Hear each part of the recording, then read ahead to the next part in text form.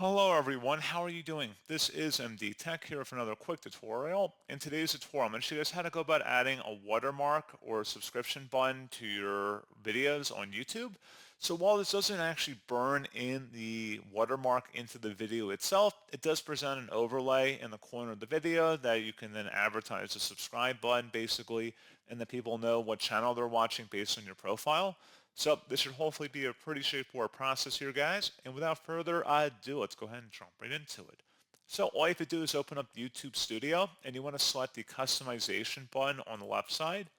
And now on the right side, you want to scroll down underneath Video Watermark. The watermark will appear on your videos in the right-hand corner of the video player. An image that's 150 by 150 pixels is recommended. Use a PNG, GIF, BMP, or JPEG file that's 1 megabyte or less. You would go ahead and select the upload button, locate that file on your computer, and then once you've uploaded it, you would select the publish button, and then it would appear on all of your videos in the bottom right corner. So pretty straightforward process, and as always, thank you for watching. I do hope I was able to help you out, and I do look forward to catching you all in the next tutorial. Goodbye.